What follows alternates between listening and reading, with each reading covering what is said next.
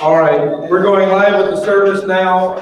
I hear myself in the sound system, so sometimes I don't think I hear it, sometimes I do. Sometimes it's just the echo. I don't know which one I'm hearing right now, but I hear one of them. So if I can hear it that loud, I think everybody can hear me just fine, whether it's the echo, the sound system, or I'm just being loud enough. I don't know which one it is, but you can hear me. So let me make a few announcements. This is the first time we've met here in this building, first time in this property. Is of course, this is not our building. This does not belong to us. We're renting it, and so we want to be very respectful of the property and of the owners. So that means here you can make a little noise. That's fine. When we go downstairs, they have guests. It's a hotel, so be respectful. Don't go outside the building screaming, Joe, and anybody else. When you exit the building, make sure you're not screaming and being loud. Today, I think we have few enough people that we can do this. The bathroom back here, anybody can use it. If the crowd is any bigger than what it is today, then this bathroom is going to be for women and children only because there's no lock on it right now. I still feel like I probably should do that anyway, so yeah, just for safety's sake, we're going to do that. Guys can usually, except for Eli and a couple others, can usually handle not going right now. I didn't want to say his name. Can usually handle not going to the bathroom every 5 seconds. We have 3 pregnant women here today. They cannot. So also they wouldn't have to carry children when they go. So this restroom from this point in the service until we all leave today is for the women and children. Men, you have to go downstairs and follow the sign. Just follow signs. You'll find the toilet somewhere. I haven't been to it yet, so it's there somewhere. But most of us men are used to that. We don't have peanut-sized bladders, with a few exceptions. So anyways, the men also can handle walking up down the stairs better because you don't have children to carry with you as much when you go. So again, this one's for the women and the children, the one downstairs. I only do that because we don't have a lock for the door. If I could find a way to lock the door without messing up somebody else's stuff, then it would be fine for everybody. But I think that's the best way to avoid any problems. So what I'm going to ask, just to give, again, a few more instructions, is that if you do have to get up for the ladies to go to the restroom, walk along the side. I left you a whole hallway over there, that way you don't walk down the middle to make a distraction. If you have problems with children, probably the best thing is to step out there in the hallway. That way, because this room echoes really loud. I'm trying to get a room here where we can have the kids, but right now they're using it for the construction stuff, so maybe by next week or later we can try something, but right now we're not so able to. This room, if they'll clear out the boards and stuff that are in it, would be fantastic for small children in a nursery. There's even a television set up where we can probably work out some way for people to see it. So this week, we have to work around it. Next week or later, or maybe we'll be here for several weeks. Maybe we can have this room available to us. With the sound system and stuff, we'll probably be fine. So I'm not telling you have to worry right now what you're going to do with kids. I'm just saying if it gets really bad in the service, because we don't have some of the resources that we would have in our house, you can either try stepping back here and closing the door if you want, or you can step there. Otherwise, I don't know what to do. You can toss them out the window if you want. I don't recommend tossing children out the window. That's fine to recommend that, but not. No, so as far as that, I think that's most everything that I need to explain. For the guys, if you don't know how to go to the restroom, it's out that door or down the stairs. So don't walk this hallway and come to the front. Go that way, however you have to. All right, so I think that's the few things I needed to get out of the way just to get things running fairly smoothly. If you see someone trying to find their way, if they send you a message or something and they still don't know how to get here, then go help them find their way in, because I obviously can't leave my position to go do it. So let's go ahead then. I think we're far enough along we can start with our opening song. We're going to stand and sing page 398 together, Follow On. Page 398, Follow On. So let's stand and sing together, page 398, Follow On.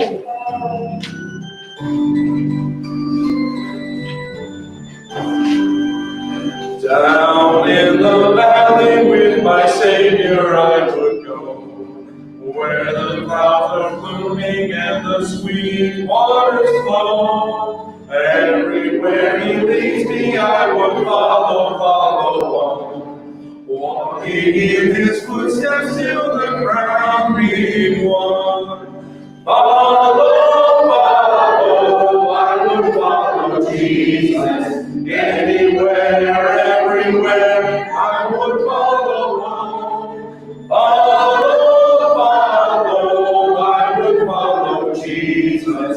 Everywhere he leads me, I would follow on. Down in the valley with my Savior I would go, where the storms are sweeping and the dark waters flow. With his hand to lead me, I will never, never fear.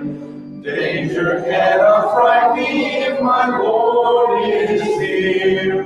Follow, follow, I will follow Jesus. Anywhere, everywhere, I would follow on. Follow, follow, I would follow Jesus.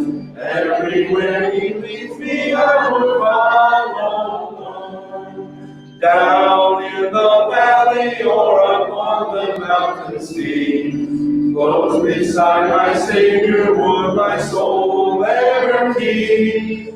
He will lead me safely in the path that he has trod, until where they gather on the hills of God. Follow, follow, I would follow Jesus. Anywhere, everywhere, I would follow on. Follow, follow, I would follow Jesus. Everywhere he leads me, I would follow on. All right, Bronislav, you open this word of prayer. Lord, thank you for this day. Thank you for the opportunity to come together. Thank you that we can all be together at the same time, Lord. We are happy at this moment, and please open our hearts for the service, Lord. Amen. Amen.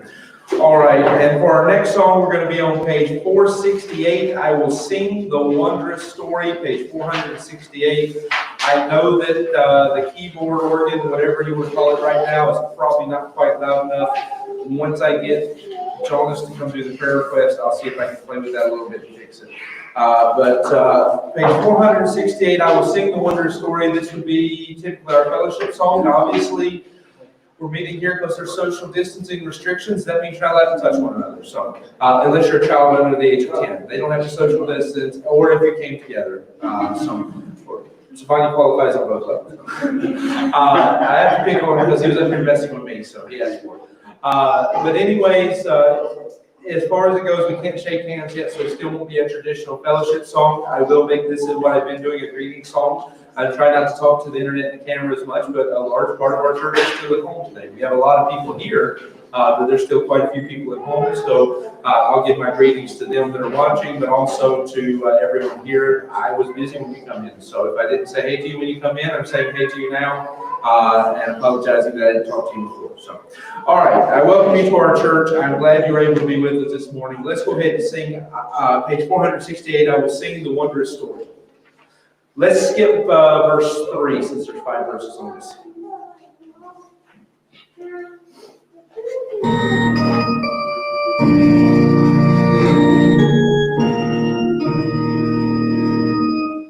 I will sing the wondrous story of the Christ who died for me, how he left his hope in glory for the cross of Calvary.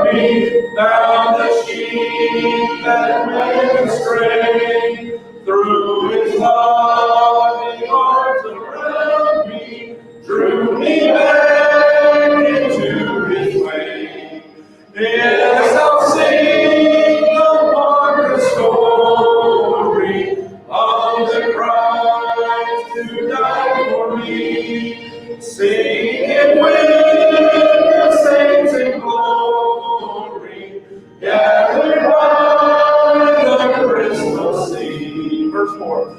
Days of darkness still before me, sorrow's paths I often tread, but the Savior still is with me, by His hand I'm safely led. Yes, I'll sing the wondrous story of the Christ who died for me. Sing it with the saints in glory, gathered by the crystal sea. He will keep me till the river rolls its waters at my feet. Then He'll bear me safely over where the loved ones I shall be. Yes, I'll sing the wondrous story of the Christ who died for me. Sing it with the saints in glory, gathered by the crystal sea. All right, you can be seated. I appreciate again you being here this morning. This is Father's Day, and so we will, of course, recognize the fathers a little bit later in the service. We have some gifts for them. I have something for all the men, but we specifically have gifts and prizes for the fathers. The ladies are going to be jealous, but that's just what they have to bear. So anyways, we'll deal with that in a little while. I'm going to ask at this time if Jonas will come, and he is going to give you the prayer request. So I'm going to let him feel very special today. He's on microphone. Good morning, everyone. For our prayer requests, please keep in mind we have good news about Bronislav, his housing situation is fixed. To pray for him as he finishes his exams, looks forward to plans to continue to go back to Serbia. Pray for the expected brothers in our church, which are Cordelia, Gordana, and Lori. So I'm expecting to deliver within the next 3 weeks or so. Pray for Maria, as she still is trying to find a home to be able to return to get to continue her studies in September. Pray for the students as we're in the exam time, and maybe are working hard to finish the year well. Especially pray for Ken as he labors relentlessly to finish his thesis. Pray for G and David as they are undertaking major renovations on their home. They'll be having to move out of their home during these repairs. Pray for them considering the stress and financial needs that are attached with this, of course. Pray for Eli's work and his boss as they're still struggling to reopen from the coronavirus scare of the company. Pray for Mike as he's trying to finish his work obligations and return to Greece for a few weeks. He'll not be able to stay and help build the new church there as previously hoped for, so pray for their church and for him as he seeks God's will in certain areas of his life. Keep praying for Al as she looks for a job in her field of studying, and she can combine that with family and all that problems that come with it. Pray for Nick as he has some issues at work and some evaluations that are coming up that he would like God to help with. But pray for Rose and Reggie as they are going through a divorce. She is currently living in Hamburg. Pray for her as she is still grieving the loss of her mother earlier this year. Pray for Sophia and Rebecca as they are looking for a house and this in God's will, of course, where to move. Pray for the church in this same house as we, of course, are still looking for a permanent building. Of course, we're happy to have this temporarily. Pray for Giovanni as he starts school for underwater welding in September, which will involve a lot of traveling and expenses. That's all for our prayer requests. All right, let's see how that goes. I made some adjustments to the sound system and to the piano. So we'll see if that works a little better because Lori couldn't hear herself playing. So if you thought it was bad that you couldn't hear, just imagine being the one having to play and not be able to hear.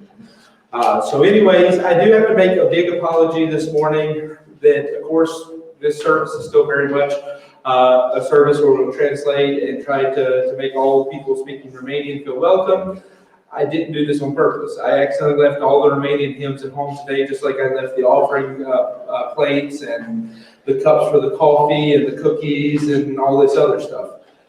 So I ask everybody who speaks Romanian to have mercy on me, bear with me this morning, that I can't lead Oh How I Love Jesus in Romanian without the words. I can lead in English, but not in Romanian. So unless Claudia knows it by heart and wants to come up here and sing it, I will put you on the spot for that. We're going to have to switch it to English. If you know it in Romanian, do feel welcome to sing along in Romanian. I apologize that I can't lead it that way. I will by next week make sure I fix that problem.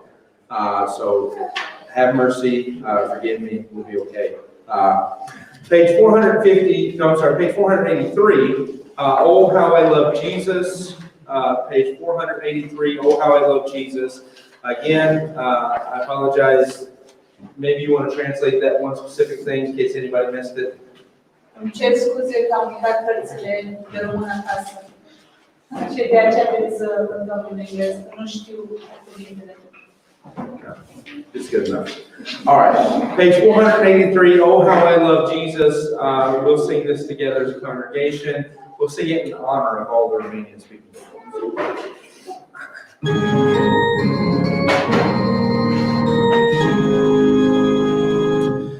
There is a name I love to hear. I love to sing His word. It sounds like music in my ear, the sweetest name on earth. Oh, how I love Jesus. Oh, how I love Jesus. Oh, how I love Jesus. Because He first loved me. It tells me of a Savior's love, who died to set me free. It tells me of His precious blood, the sinner's perfect plea. Oh, how I love Jesus. Oh, how I love Jesus. Oh, how I love Jesus. Because He first loved me.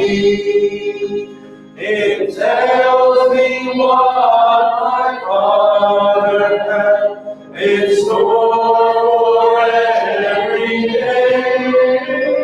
And though I tread a darksome path, He'll sunshine all the way. Oh, how I love Jesus. Oh, how I love Jesus. Oh, how I love Jesus. Because He first loved me. It tells of one whose loving heart can feel my deepest woe, who in sorrow bears a part that none can bear below. Oh, how I love Jesus. Oh, how I love Jesus. Oh, how I love Jesus. Because He first loved me. I know I could maybe sing the chorus of You Pissed Me Easters, but I don't want to even try that today. So again, let's try to keep things moving fairly smooth. We do have some announcements. I went ahead because of the fact that we have a little more freedom now from the government and added a few things to the calendar. I still have to get those things organized and planned a little bit. So at this time, I'm going to get Stefania to come, and he's going to talk to you about the announcements. And then anything that doesn't make sense because I didn't have room to give him all the information, I will explain.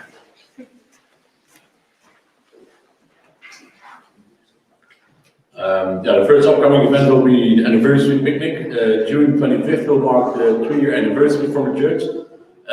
We will celebrate it June 27th in the park Hotel Grand Noble in Sint-Niklaas-Westeren. It's a large and typically quiet park. It's big enough for us to find a good spot so we can do what we're going to do. There will be food, fellowship, of course. We play games, and there will be a short message, and they will also sing a couple songs. We do need to arrange the food and transportation for everyone, so volunteers are appreciated for people who can bring people with a car, and also if you want to make something, let also Lori know so she can arrange how much still is being needed, or just let Junior know for if you can drop off people and pick up, and Lori for the food. And of course, like Junior already said, the restrictions are a bit loosened up now. So that, of course, for us will mean renewed evangelism in the Kogelmarkt. I cited yesterday the Kogelmarkt. It's all packed with people in the last drink outside, fully packed. So we should be able to do what we're doing, what we used to do always. So. But yeah, we know the government, how they always try to trick us with that. But still, we're going to try to do that. New evangelism in the Kogelmarkt. We'll do that July the 11th. We're meeting in Kogelmarkt at 2 o'clock for street preaching and giving gospel tracts. We also look at doing a new project on that day. We need volunteers for, we will explain that later, of course. Then National Day, in honor of Belgium National Day, we have a special service and a meal after. That will be on Sunday, the 19th, at 11 o'clock, after the normal service. Then, following after that, will be Ladies Fellowship. This meeting has been rescheduled for August the 1st to allow adequate time for expected mothers in our church to deliver and recover. Since we cannot arrange a baby shower before the due dates of these babies, this will also act as a baby shower for Lori, Lorinana, and Cornelia. Our ladies will be meeting for the evening of fun, food, and fellowship. Join this special meeting here at the church. There at the church, I guess. As the ladies encourage one another, will be devotional lesson from Sister Lori, and the team will be reflecting the beauty of the Lord. Prayer journal with this team, and a special gift will be given to each lady. And again, we're waiting for the zoo in Antwerp to be opened for the whole church as a trip, and also for Walibi or Team Park in Belgium to be less restricted, so we can plan the student private group meeting. All right. Thank you. I appreciate that. The part that I said I would explain is with the food. I think we decided the other week. I was doing 3 services last Sunday, so I have no idea what was said in which service. I just remember at some point making the decision that for the picnic, it's probably best that we bring sandwiches. That's probably just the easiest thing. You can pack them, you can make them. They're easy to do. Then some people can volunteer to bring stuff like chips and cookies and things like that, and you can share around a little bit. But if I could get a few people to volunteer that they'll make several sandwiches, that way we know there's enough for everybody. That would be sufficient, I think, for that. And then a few people to volunteer to bring chips and things as well. The other thing I would mention is I didn't have room to explain on the paper that I give him, and I didn't get a chance to explain to him before what it was going to be. But that's when I mentioned there would be a special project that I want to do for the soul winning when we started back, is I had wanted, in addition to the fact that normally we would give out 10,000 invitations to the church when we had our anniversary service, but obviously right now we're not really able to. We could probably do that now, but it's harder to plan that. I had wanted to do something that Nick and some of the people were playing around and found out was a decent idea before. and that was to do something of a chalk campaign, writing Bible verses or spiritual phrases or things to get people's attention with chalk on the sidewalks. And it may sound childish and silly to you, but anybody who was here a while back remembers the campaign that the people did for street children called We As Junith. And everywhere you went in the city, it was written, We As Junith, We As Junith. And whether you remember the campaign or not, I guarantee at some point you asked the question, We As Junith, who is Junith? Because I know people, I saw people standing in the street discussing who is Junith. I heard people looking up on their phones trying to figure out who is Junith. Why is this name written everywhere? It was in the newspapers, it was everywhere. So there is something to be said for it. Nick was playing with it some time back, probably about a year ago now. He was playing with that, writing some Bible verses on the ground in the center, and was watching people stand and read them, give attention to them. And so part of that project of getting our evangelism reopened is not only are we going to street preach and give out tracts, but when we disperse from the center, we're going to take chalk and we're going to spread out in groups and go around and write. I'll give you something specific we'll probably do. We probably just won't write whatever random thing comes to your mind, because that may not be good. But we'll write some things to direct people I'm thinking about, I don't want to have to write www.getbaptistchurch.org over and over again. I'm actually thinking about purchasing a shorter domain name for the church that we could, whatever you write, we can then put something below it, because we're not really into hashtags, so that doesn't work so good for us like it does for everybody else. But I'm thinking about doing something of that nature so that we can direct people towards our church, but more than that, we can just put the gospel in a way that's a little bit unique and different than anything we've tried before. So that was the project that I've been talking about for a little while. There are buckets of chalk sitting in my office waiting for this. It's just waiting for the day when we can finally do it. I've had to fight the children to keep them from stealing it, but it's there. So that's the project that we're going to do. That's why I need people to volunteer and show up that day. That's middle of July. By that point, she's probably not going to be able to help me, so I definitely need some other people to step up and help me. Because that's the other thing is that with the babies all being due, it was mentioned to pray for them, and it's mentioned about it, but let me just remind you that all three of these ladies are expecting within the next 3 weeks or so. So definitely keep them in your prayer. Normally we would do a baby shower, but also it's the second and third baby for them. So at this point, they have more than they need. But I do still want to show a little bit of honor and a chance for people to give some gifts and things. So we'll plan that and discuss what that means further out, because it's August. I think it's August 1st or August 8th. I don't remember which one I wrote down now. Whatever's on the paper is what it's going to be. First, okay. Savannah's telling me first, so that means it must be. Anyways, we have plenty of time to discuss what that means. So I didn't want to join that with the ladies' meetings. I didn't want to take away from the ladies' meeting, but that's the only reasonable way I have to do it, is to have, as part of the ladies' meeting, an opportunity to give some gifts or something for the women. So I'll discuss what that's going to look like.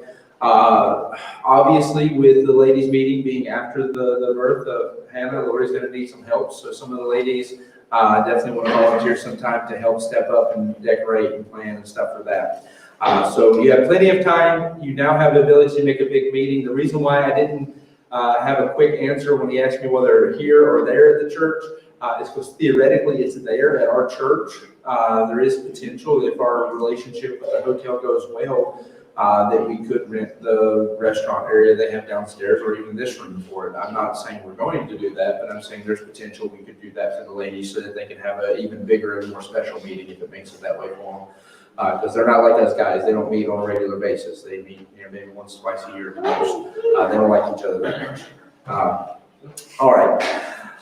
So there's what's going on with the announcements. The updates on services is obviously on Sunday mornings for the next, at least I'm going to say through July, because I don't see them lifting restrictions through the end of July. If I'm wrong, then that'll be great. We can figure out what we're going to do. But theoretically, at least through the end of July on Sunday mornings, we'll be right here. I don't think anybody's disappointed with that so far. Maybe the people that are not here, the people that are here are really happy. They like it. So if you're not here and you don't like it, then that's why you're not here. If you're here, you like it. Anyways, the services on Sunday morning at 11 will be here. Sunday evening at 6 will be at the church, and Wednesday and Tuesday will be at the church. So we're going back to the normal schedule. I've had to make a few changes to some stuff. Sunday morning, as I've said, will always be a service where we translate to Romanian. We sing Romanian hymn. I'm not going to take that away. Sunday evening, however, I have to find a way to make things a little bit easier for Lori. I had wanted to sit down and talk to some of the Romanian people before I made any public announcements of this. Time and circumstances have just not really allowed that. But Lori is on her third child. Her brain only has so much processing power in a day. Doing 3 services on Sunday really helped me to see that I ask too much of her on Sundays. And so on Sunday evenings, I'm not going to be asking her to translate anymore. Sunday morning we'll translate, and Wednesday night, if people are there and need it, no problem, we'll translate. We're more than happy to do that. But Sunday evenings, she needs a chance to be able to sit in church and get fed and enjoy herself without the responsibility of having to translate. So I'm not doing that to be mean to anybody. I hope you understand. I'm doing that to help with her and the fact that she now has a third child, a little baby that she needs to be able to have some time to take care of as well. She only has so many hands and so many hats she can wear in a day. So that's why I'm taking those steps to do that. Obviously, I don't have a replacement piano player. I would kick her off on the piano on Sunday night. So unless one of these other ladies that know how to play the piano want to step up and do that, she's going to be stuck on there for a little while. But I'm trying to make it a little bit easier on her. She's not complained, but I expect that everybody here appreciates what she does and has enough mercy that nobody's going to be offended by that. If that's offensive, I don't know what to do. But anyways, on Wednesday night, the change is that for everybody's excitement, probably my preaching is going to be a little bit shorter on Wednesday nights. You'll at least be hearing less of me giving announcements, because we were doing a prayer service during the week, every week throughout quarantine and this restrictions and all that kind of stuff. And it went so well. We were really excited about it, and I don't want to lose it. However, I already have people in church 4 times a week. I also, if we get back to doing our soul winning the way we normally would, we are soul winning several times a week. And so I understand people are busy and have things they have to do. So instead of adding a 5th service in order to maintain that prayer service, what I have chosen to do is I'm going to join that together with the Wednesday night service. The reason I'm not joining it together with the Sunday night service is because I want people who speak Romanian to feel comfortable to come be a part of that prayer service with us. We'll still also have our Bible study on Wednesday nights. So what's going to happen is from 7 until about 7:40, 7:45, we're going to pray over it. If you want to part in the prayer service, we take a prayer. I give a prayer request, we take a prayer request, and then I ask somebody to pray for each prayer request individually. And so we'll do that from 7 until 7:45. So your time that you come to church will be the same. The time you spend at church will be the same, because we'll sing 1 or 2 songs, let's say 2 songs, and then we'll go straight into the message, and I'll close the service at 8:30 like what I always do. So Wednesday nights, the time you'll be at church will be the same. None of that's going to change. Contrary to how that may be processing in your head, you don't lose any of your fellowship time, because if you showed up after 7 on a normal Wednesday night, you don't get to come in and talk to people either. We're already started service by that time. So the service time is all exactly the way it used to be. The only difference is I've cut out the announcements and I've shortened my capacity for preaching time to allow 45 minutes for prayer time. So you are not affected in any way, except for the fact that now you're going to be in prayer service for the first several minutes of it. So as people come in on Wednesday nights, starting from 7 until 7:45, we'll take prayer requests and give an opportunity for people to join us in prayer for each individual request. All right, so there's the changes I've made to the services. The other thing I guess I should mention is Tuesday night Bible study is meeting back at the church again starting this week. I still didn't schedule who's supposed to be teaching. I guess I got to figure that out. But other than that, Tuesday night Bible study is going back to normal starting this Tuesday. The only difference is we won't be able to meet in the living room. We'll have to meet in the church. But anyways, there's where we stand on service updates and announcements. Let's go ahead. We'll sing one more song as a congregation before we recognize the fathers. That's going to be page 456. He is so precious to me. Page 456.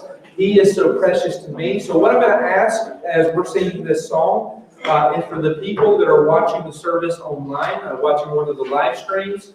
Any of the dads who might be watching, I don't know who that would be unless Mike's there, or Ken, or Bobby. But I think Bobby's sick or something today. So any of the dads who are watching online, let us know in the comments that you're part of the service, because we do want to recognize you, and we also want to include you when we award certain fathers. So if you're watching the service online while we're singing this song, leave us a comment so that we'll know you're here. We can recognize you, and we recognize all the other fathers here in the service as well. All right, page 456, He is so precious to me.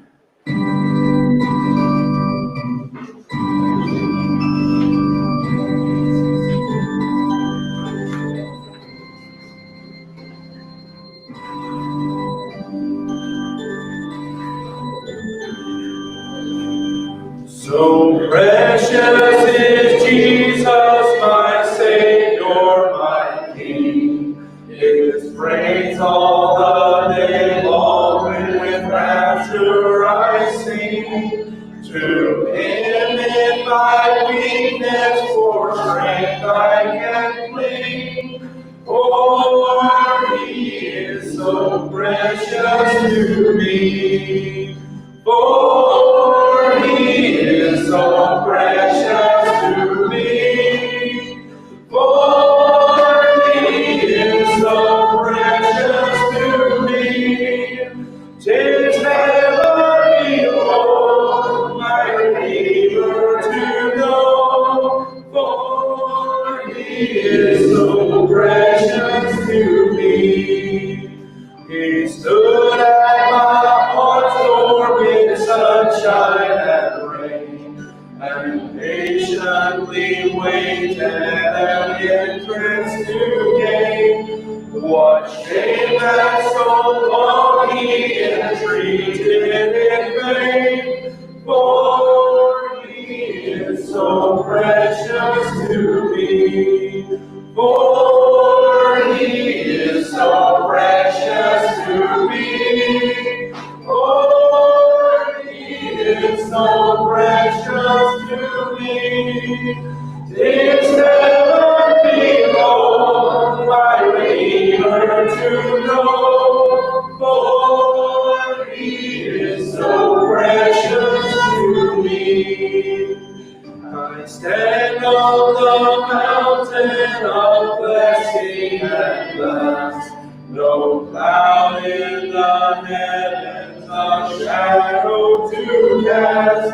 His smile is upon me, the valley is past.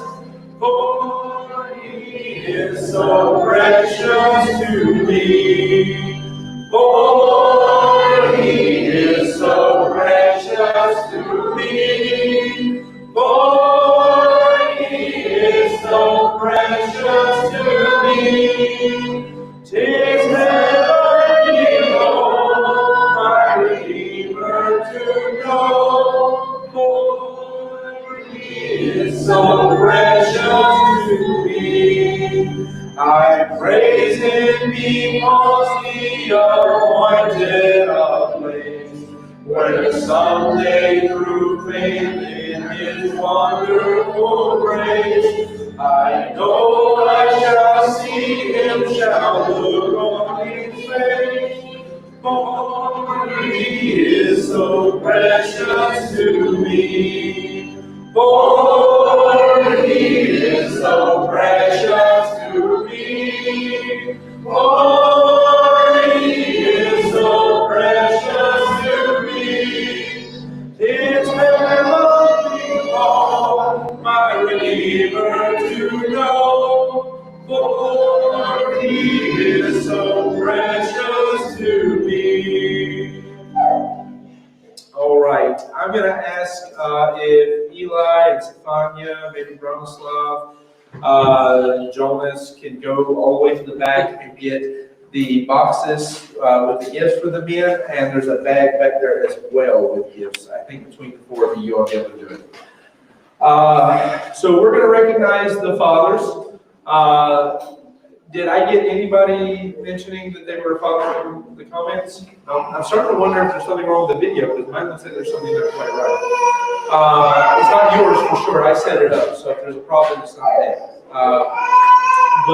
Anyways, I do want to take a moment to recognize the dads, so I will make the comment again that if you are a dad and you're watching this, whether you're from our church or not, leave a comment, we'll give some recognition to you.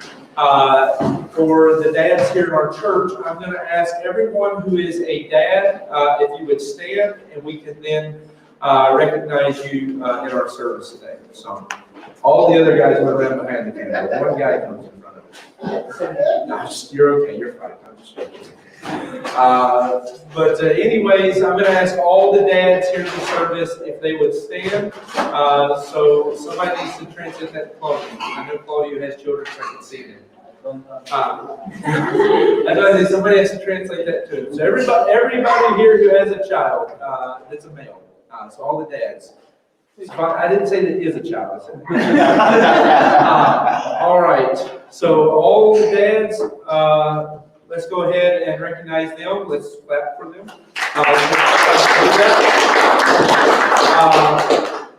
You guys can go ahead and be seated. I do appreciate, I want to make sure we bestow proper honor upon all the men. I was watching, so I think Bobby said he's indisposed. I'm assuming that means sick. Sometimes he has to work on Sundays. I'm going to assume that if he's sick, he's there. So let me mention Bobby. I did not do like I did for Mother's Day because there was so much I had to do to get ready.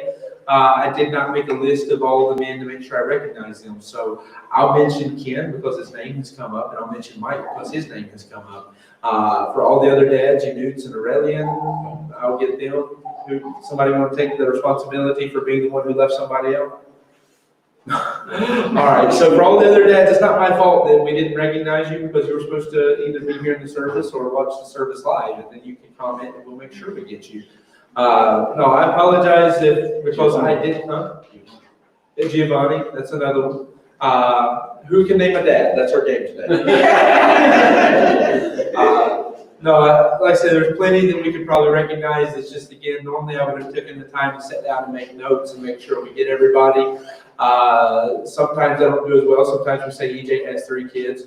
We do try to make sure we recognize everybody. So for the fellas that are here, I appreciate and want to just make sure that of course it's hard for me to do it with men because I'm one of the dads, but you never, I think, will appreciate the fullness of your responsibility in this life. I don't think I will either. I'm not saying I'm better than that. But I mean, we as men, I don't think we'll appreciate the fullness of the responsibility God's given us as leaders within our home and in our family, even within society, in this side of eternity. And so it is a great honor that's bestowed upon each man who has that. God's put a lot on the shoulders of men anyways, but especially once you do have that position as either a husband or especially when you come into that position as a father, there's a lot there. So anybody who knows the way we do stuff, I like to give gifts. I enjoy it. The ladies, I already had one complaint that they were jealous because they feel like I spent too much money on the men. Here's the thing. Flowers are expensive. I didn't spend much money. I spent like €3 extra on their present than I did for your flowers. The problem is that your flowers had to be purchased during a time where it was hard to find stuff, when people were still fighting at the store for toilet paper. And so because of that, I bought you the best flowers I could, but I also had to buy them from Rico, so they were expensive. So it's not my fault they weren't pretty. I like to try to get the prettiest and nicest flowers I can for you. I know Susan was happy with hers, but I don't know about everybody else. But don't get jealous on the men. Next year, if you don't like flowers, I'll buy something else. But flowers are expensive. So when you buy them and you buy decent ones, they cost money. Tools are not quite as expensive as you think if you're not buying the name brand nicest ones. And I did not. I bought something I found on sale. Normally it would have been a lot, but I got it for half off. So that was one of the benefits of going shopping after the stores were allowed to open when they were closed for so long, is they put a lot of stuff on discount. Weekend to go. Huh? No, it doesn't work that way. All right, so the way this works then is I give gifts to the oldest father, the youngest father, the father with the most children, and the father with the youngest child. Obviously, you either have to be watching the service live and commenting, which I'm assuming nobody has done yet, so that takes them out of it, or you have to be here. Because I was hoping for, I thought Aurelian was Yogi's father, and I was sure he would win and he would get one of these nice toolbox sets, but he's not here, so that takes him out of the competition for that. I'll still send him a gift, but I can't let him compete for the prize. I'm not sure if we're going to give you a gift. All right, so let's start with the one that I don't necessarily know. I guess I do know the answer. I just don't like it. The youngest father. How old is Claudia? 34. 34. I thought you were a little older than me. Andrew, how old are you? 50. Okay. I know you're older than me. I'm just asking. Diedrich, how old are you? 45. Yeah, I can ask the men straightforward. The women, I can't do this. I'm making my job easier. If you think I'm trying to figure out who's younger than me, that's past. I'm now just trying to make my life easier. I know, I'm just finding out everybody's age because I have other things I have to make decisions about. Yuri? 51. 51? All right. I got distracted because people were talking to me. What did you say? 45. And you said 50? Okay, so that answers my next question, I think. Anybody want to take the honor of being older than 51? Anybody want to take the honor of being younger than 32? I'm not quite there, but I'll go ahead and claim it, just to give you a few months chance. All right. Here's the reason why I didn't want that is because I already assumed that I have the most children since I have the third one right here. Not talking about Lori, the one in her bed. If I get to count children outside of the ones who actually fit that, I got a lot of children right here. All right, so 1, 2, Andrew, how many do you have? How many children do you have? One. And so Claudia is also on 2. I think though you could take the prize for the youngest child, since I'm not going to count the one that hasn't been born yet. I'm trying to figure out how to delegate all this out. That I have 4 main prizes, and I have 5 guys here to give them between. For sure, Yuri gets one because he got the oldest. So finally, if you want to take one of those toolboxes back to Yuri. The youngest child would be for this wonderful set of screwdrivers here. So you can take that back to Claudia if you don't mind.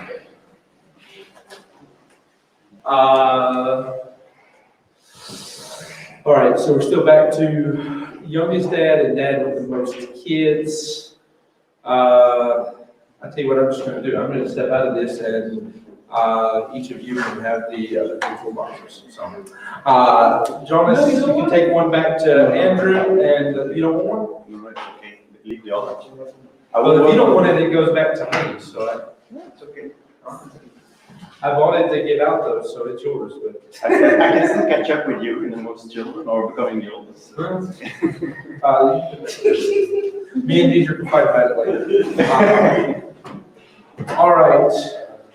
We'll fight about it later, and if Claudia is disappointed, we can fight about it after that. All right, here's what I need then for each of the dads. You all got something already anyways, but what I'm going to ask is if you are a wife who is representing a dad who is, at least in some capacity, attending our church. I don't want it to be some random guy that you just, oh, my dad. I don't want you to represent your own father unless he attends our church. But for example, if you're representing Yanuts or Aurelian, you can take something on their behalf. Just said okay. You're always trying to start trouble. I don't know what you're all right, then I'm going to give you this bag, and you can go around and let each of the dads, or also representing those dads. I think you skipped everybody. Why do I give instructions? Who did I skip? Diedrich, Yuri. I can pick any. Yeah, you pick whatever you want, you can have one.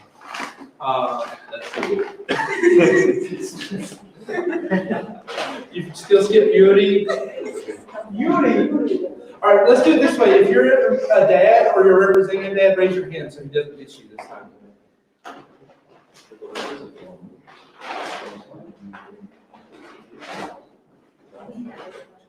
Huh? Because you weren't there.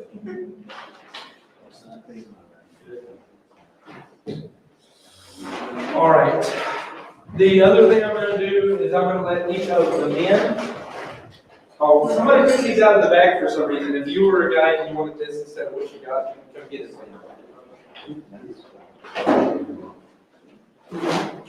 All right, and then for the other men, everybody who wasn't a dad, Jonas, you can go let them pick something. Including the people that are dead. They're fine. They got something nicer from the bigger bag. They got better presents than you. All right, so we give a minute for them to hand out stuff.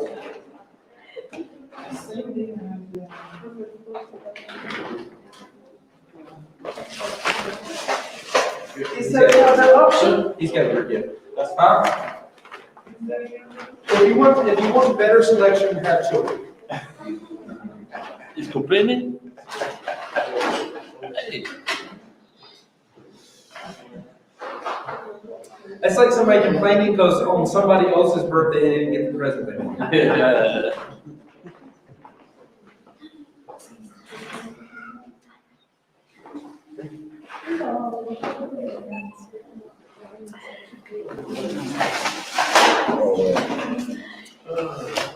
All right, while he's handing out the gifts, so that you don't have to sit here staring at me, I'm going to go ahead and recognize the birthdays for the month of June. Aldo's birthday passed on the 1st of June. Lord Adonis was also on the 1st of June. Ken's birthday passed on the 6th. Mike's has just passed a few days ago on the 10th. Martin's birthday is coming up on the 19th. Martin's birthday is coming up on the 19th. And Grace's is coming up on the 25th. And then also, I was reminded by Xenia to not forget her birthday, I believe on the 22nd. So I didn't put hers on here because I don't have space for every birthday. So I picked the people who are still physically inside of the country of Belgium. So those are the birthdays for the month of June. We can go ahead and sing happy birthday to them. Happy birthday to you. Happy birthday to you. Happy birthday, God bless you.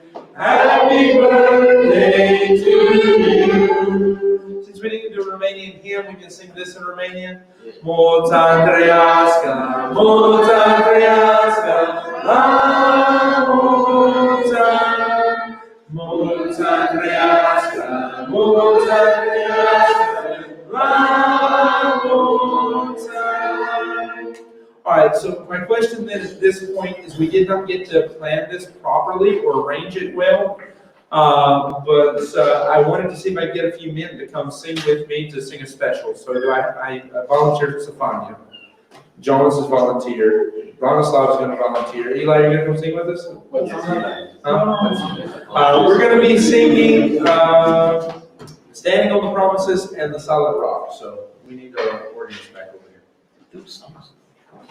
Well, we'll do at least one. We'll see how bad everybody sounds and then we'll decide if we're going to do the other one. All right, so fellas, if you volunteer, you're going to bring your hymn with you.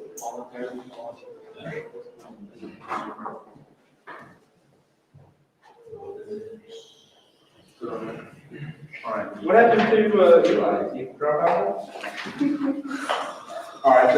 We're going to sing "Standing on the Promises." That's page 175. They've had no practice, as you just saw. They had no warning. They didn't even know they were going to be doing this.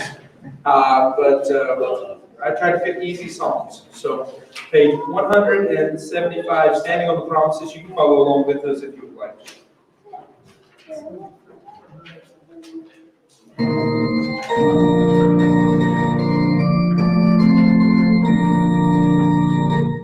Standing on the promises of Christ my King, through eternal ages let His praises ring. Glory in the highest I will shout and sing, standing on the promises of God. Standing, standing, standing Standing, standing, I'm standing on the promises of God. Standing on the promises that cannot fail.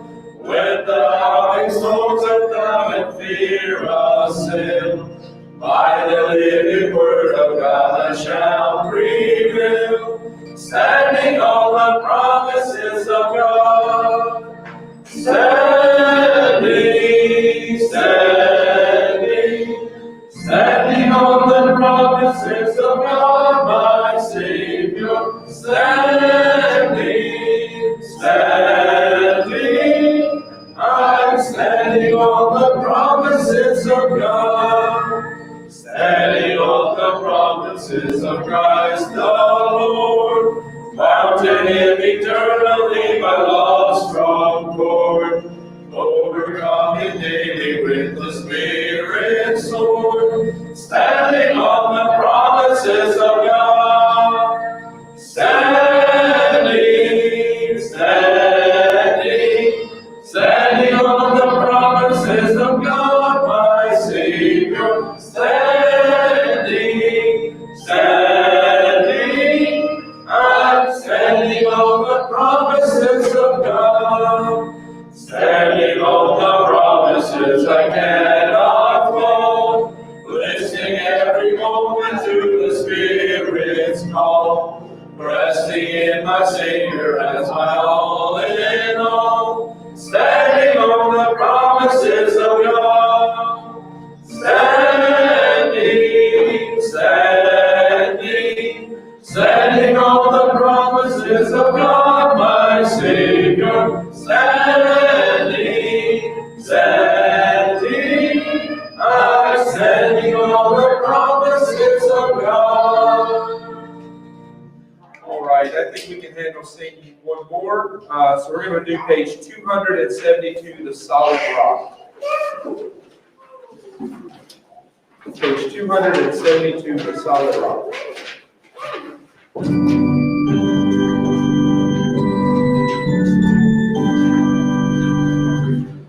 My hope is built on nothing less than Jesus' blood and righteousness. I dare not trust the sweetest frame, but Lord, we lean on Jesus' name. On Christ the solid rock I stand, all other ground is sinking sand. All other ground is sinking sand. When darkness fails His lovely face, I rest on His unchanging grace. In every high and stormy gale, my anchor holds within the veil. On Christ the solid rock I stand, all other ground is sinking sand. All other ground is sinking sand. His oath, His covenant, His blood, support me in the whelming flood. When all around my soul gives way, even in all my hope to stay. On Christ the solid rock I stand, all other ground is sinking sand. All other ground is sinking sand.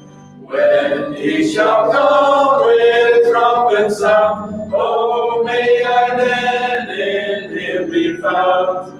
Dressed in His righteousness alone, oh, blessed to stand before the throne.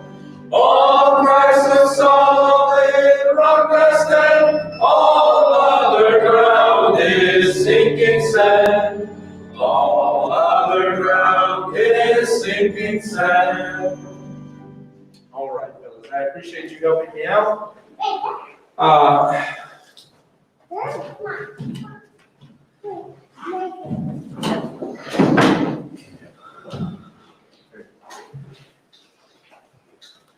All right, I want to say a special thanks that Eli and Bronislav and Yuri and Stefania, I don't think I forgot anybody.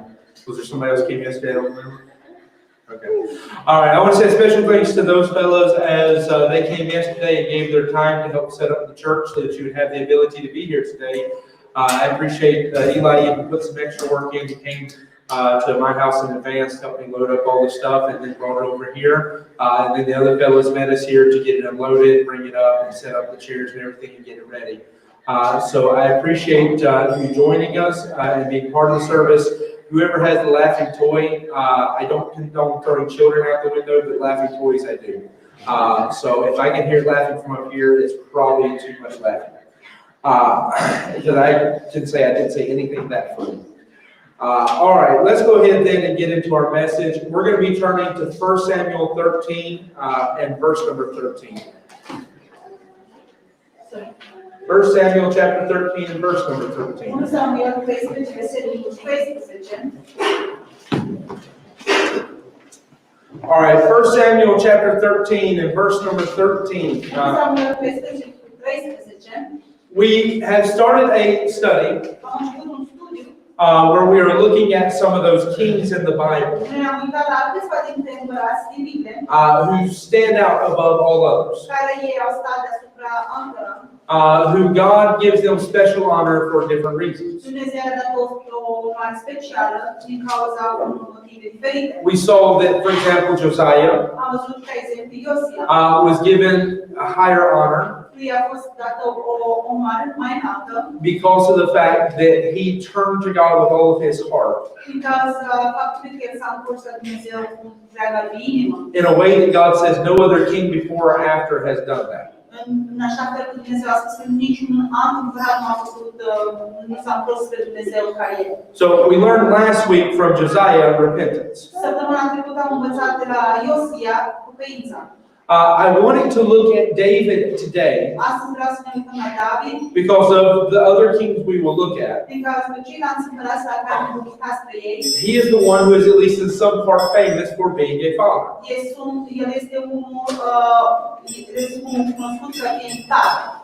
His son Solomon is very famous. Fiul lui Solomon este foarte cunoscut. We know quite a bit about a lot of his children. Noi știm un pic despre mulți din copiii. And so I think in him, he sets an example for fathers. În el pune un exemplu ca tată. Because what we're going to learn from him is obedience to the Lord. Ce vom învăța de la el este ascultarea spre Domnul. And in looking to him, Și uitându-ne spre David, we're going to see that the standard is not perfection, vom vedea că standardul nu este să fii perfect, but having a heart for God. dar să ai o inimă pentru Dumnezeu. And I think for a lot of fathers, we probably need that. Și cred că pentru mulți dintre tați de aici, cred că avem nevoie de aceasta, To realize that God's not asking you to be perfect, să realizăm că Dumnezeu nu ne cere să fim perfecți. but God does have expectations of you Dar Dumnezeu are o așteptare de la tine, that you would serve Him ca să slujești and that you would do it with your heart. și să o faci cu întreaga ta inimă. Because David has a unique honor. David are o mare unică. While the other kings are specifically stated În timp ce alți împărați în mod specific au spus, as being the best at this specific thing, a fost spus despre că ei au fost cei mai buni la anumite lucruri, whether it be their wisdom or their faith, dacă ar fi înțelepciunea lor, credința lor, or whether it be their repentance. sau să fie credința lor, Each of them have a very specific trait that they stand out for. fiecare dintre ei au ceva specific care le spune despre ei. With David, God doesn't specifically state what that is. Cu David, Dumnezeu nu spune în mod specific ce este acel lucru specific. You have to study to figure out what it Tu is. trebuie să studiezi, să afli ce este acel lucru special. Because what he says about David Ce spune despre David is that David is a man after his own heart. este că David este un al lui Dumnezeu. So we see that in 1 Samuel 13. În 1 Samuel 13 vedem And we'll read verse 13. și vom citi versetul 13. And Samuel said to Saul, Thou hast done foolishly, and hast not kept the commandment of the Lord thy God, which he commanded thee. For now would the Lord have established thy kingdom upon Israel forever. Și Samuel i-a spus lui Saul, ai lucrat prostește, nu ai păzit porunca Domnului Dumnezeul tău pe care ți-a poruncit-o, pentru că Domnul a fi întemeiat acum împărăția ta peste Israel pentru totdeauna. But now thy kingdom shall not continue. The Lord hath sought him a man after his own heart, and the Lord hath commanded him to be captain over his people, because thou hast not kept that which the Lord commanded thee. Dar acum împărăția ta nu va dura. Domnul și-a căutat un om după inima sa și Domnul i-a poruncit să fie căpetenie peste poporul său, pentru că tu nu ai păzit ceea ce Domnul ți-a poruncit. So to understand this passage, Să înțelegi acest pasaj, God is speaking to King Saul Dumnezeu vorbește împăratului Saul and telling him that you're not going to be king anymore. și îi spune că nu va mai fi împărat. And of course, the Bible explains Cu siguranță Biblia ne explică. that there were a few places where he disobeyed God. Era câteva dăți când el ne-a ascultat pe Dumnezeu And because of those specific places, și din cauza aceste dăți specifice, God was going to remove his throne. Dumnezeu i-ar fi înlocuit tronul. And so we often mention David being a man after God's own heart, Deseori menționăm că David a fost un om cu inima lui Dumnezeu, but very rarely do we give any context or understanding as to what that means. dar foarte rar dăm un context sau înțelegem despre ce înseamnă acest lucru. What God is telling Saul Ce îi spune lui Saul is that I'm going to find a king that I desire. este că îi spune eu voi găsi un împărat care îl doresc eu, pe care îl doresc eu. A king who is what my heart would desire Israel to have. Un împărat pe care inima mea și-ar dori să-l aibă Israel. And we, I think, sometimes misunderstand that. Și uneori cred că noi nu înțelegem aceasta. That when you look at this story, Când ne uităm la această poveste, you have to understand God never wanted Israel to have a king in the first place. tu trebuie să înțelegi că Dumnezeu nu a dorit niciodată ca Israel să aibă un împărat. Israel was supposed to answer to God himself directly. Israel trebuia să răspundă lui Dumnezeu în mod direct. And so when they wanted a king, he let them have Saul. Atunci când ei și-au dorit un împărat, a lăsat pe Saul să-l aibă. And in letting them have Saul, he gave them the kind of king they would want. Și când l-a lăsat să-l aibă pe Saul, i-a dat acel împărat pe care ei l-au dorit. You know, the kind of guy who stands head and shoulders taller than the rest. Acel tip care ar fi stat mai presus decât ceilalți. The kind of man who just has a personality where people are drawn to him. Acel om care are o personalitate care oamenii sunt curați de ea. A big, strong, manly man. Un om puternic, un bărbat. And so he let them have that. Dar el i-a lăsat să-l aibă. And Saul was a good king for a little while. Saul a fost un împărat bun pentru ceva timp, But there was an issue with Saul dar era o problemă cu Saul, within his heart. în inima sa. And God shows us that. Și Dumnezeu arată aceasta. He doesn't just reject him. Nu doar îl respinge, He gives him time îi dă timp to show his true colors, să își arate adevărata culoare, to show what he really is inside. să arate ce este într-adevăr în interior. And part of what that meant Și parte ce înseamnă aceasta is something we actually spoke about recently, este ceva care ne-a vorbit deja în mod recent.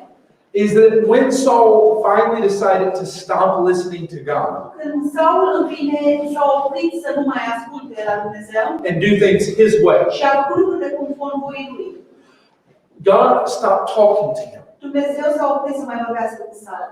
And when Saul got desperate, Și atunci când Saul a devenit disperat, because Samuel's not there anymore, din cauza că Samuel nu mai era acolo, and God is giving him what we call the cold shoulder, he's not talking. și Dumnezeu i-a dat acel umăr rece, nu mai vorbește cu el, nu mai vorbea cu el, Saul went to what we typically call a witch.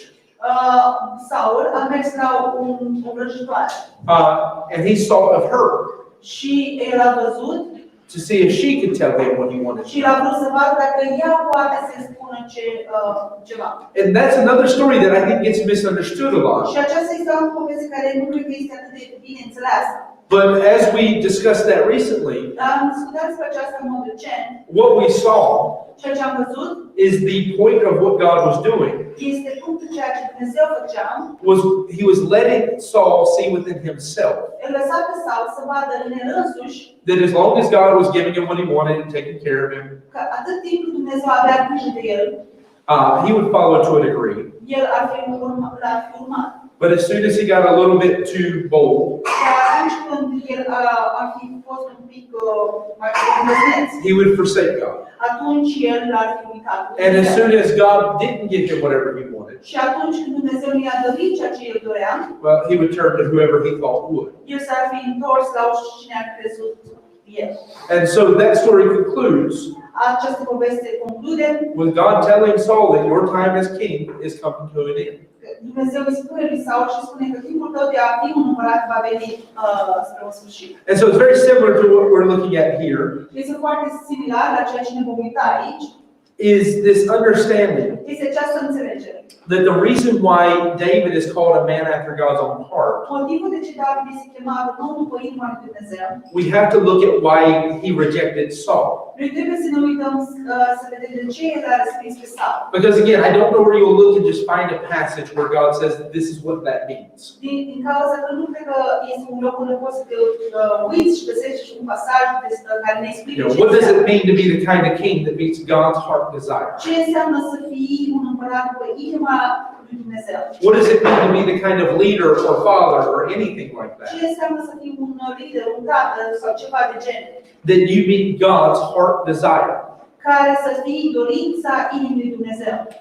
And so the first verse I want to give you, Primul verset care vreau să vă dau, as we try to understand a little bit about this, în timp ce încercăm să înțelegem un pic despre aceasta, is over in 1 Samuel chapter number 15. este în 1 Samuel 15, In 1 Samuel chapter number 15, 1 Samuel 15, and in verse number 22, versetul 22, it says, and Samuel had said, hath the Lord as great delight in the burnt offerings and sacrifices as in obeying the voice of the Lord. Behold, to obey is better than sacrifice, and to hearken than the fat of rams. Și Samuel a spus, îi fac Domnului mai mare desfătare frazele arse și sacrificiile decât ascultare de vocea Domnului. Iată, a ascultat de el este mai bine decât sacrificiul și a da ascultare decât răsimea de legilor. For rebellion is as the sin of witchcraft, and stubbornness is as iniquity and idolatry. Because thou hast rejected the word of the Lord, he hath also rejected thee from being king. Fiindcă răzvătirea este ca păcatul vrăjitorie și încăpățânarea este ca nelegirea și idolatria. Pentru că ai lepădat tu Domnul și el te-a lepădat ca împărat. To understand this, Să înțelegi, what God is saying to Saul ce îi spune Dumnezeu lui Saul, is that he's not interested in empty service. nu este că Dumnezeu nu este interesat într-un serviciu de șarm. That sincere obedience Că adevărata obediență means more to God than sacrifice. înseamnă mai mult pentru Dumnezeu decât sacrificiu. So just being at church, Să fii doar la biserică, but not being near to God with your heart is empty. dar să nu fii aproape de Dumnezeu cu inima ta este o goliciune pentru Dumnezeu. Dropping money in an offering plate Să pui banii într-o farfurie de colectă and then choosing to live for yourself. și apoi să alegi să trăiești pentru tine, Equally, God's not interested in that. Dumnezeu nu este interesat în acest lucru. He's looking for someone who has a heart Dumnezeu uită după cineva care are o to serve inimă Him. să slujească pe el.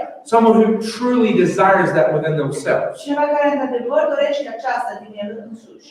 Not someone who just does it for the benefits. Nu cineva care face doar pentru beneficii. Not someone who just does it out of fear of Nu consequences. cineva care o face din frică de consecințe. But someone who loves Him and wants to serve Him. Dar cineva care îl iubește și dorește să slujească pe el. And then He addresses two specific problems. Și apoi adresează două probleme specifice. Rebellion, Rebeliunea, which God says is just as bad as the sin as witchcraft. care Dumnezeu spune că este atât de păcat ca păcatul de vrăjitorie. Which for Saul is interesting.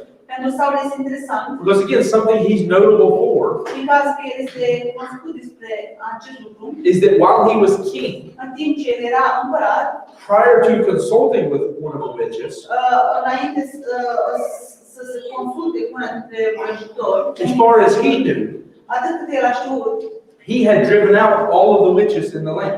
el a scos toți vrăjitorii din pe acest pământ. Everyone involved with witchcraft.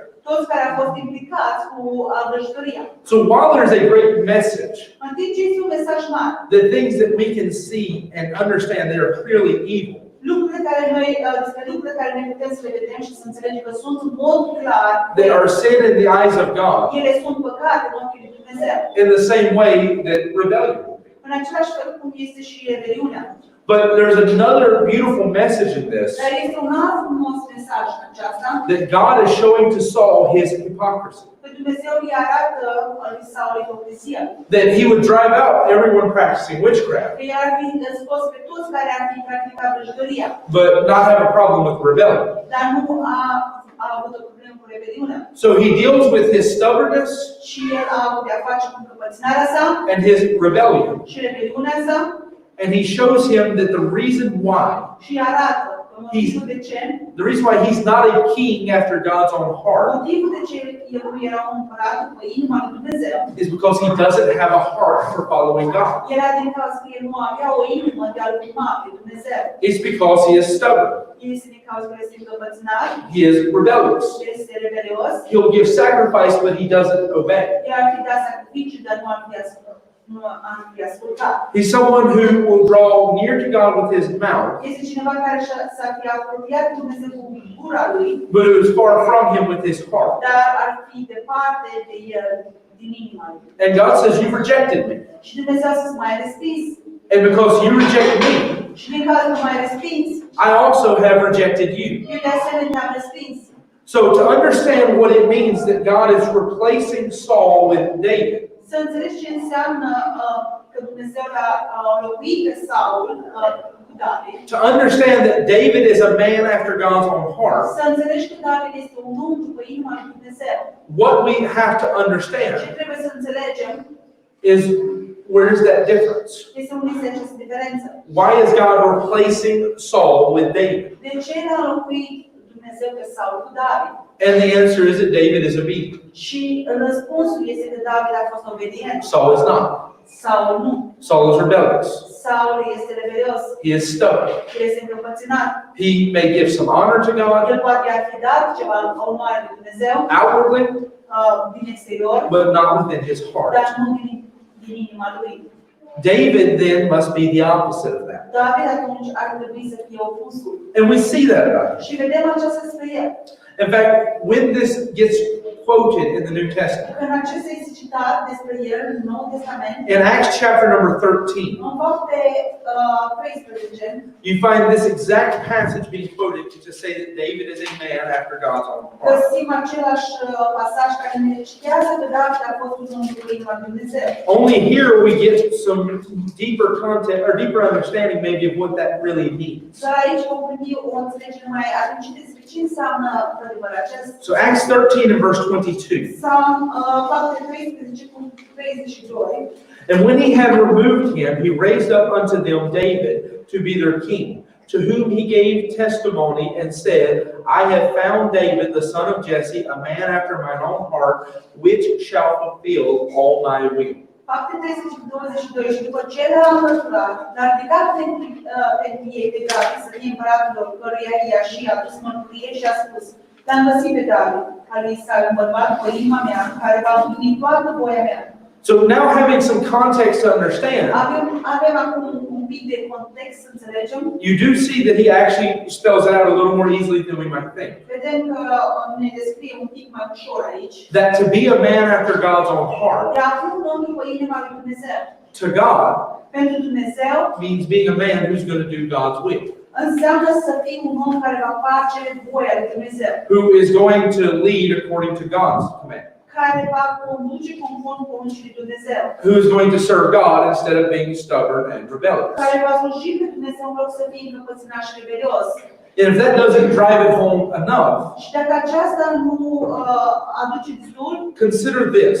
consideră When Josiah când Iosia is being presented to us as a good king, ne-a fost prezentat nou ca fiind un împărat bun. in 2 Kings 22, În 2 Împărați 22, in verse 2, versetul 2, we're told that he is a good king ne-a fost spus că a fost un împărat bun, because he did as his father David.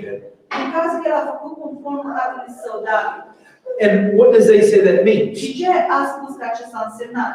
It says he walked, that he turned not to the right hand or to the left. Spune că nu s-a întors spre dreapta sau spre stânga.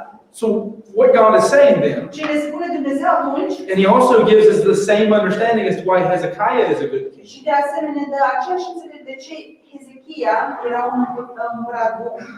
In fact, when God wants to tell you a king is a good one, De fapt, când un împărat dorește când Dumnezeu vrea să spună că un împărat este un împărat bun, this is the fundamental standard, acesta este standardul fundamental, that he was good like David, că el a fost bun ca David and that he didn't turn to the right hand or the left. și că nu s-a întors la stânga sau spre dreapta. That he didn't follow himself, El nu a căzut, he didn't follow after other el gods, nu a căzut după el însuși, după alți but he Dumnezeu, chose to follow God. dar el a ales să urmeze pe Dumnezeu.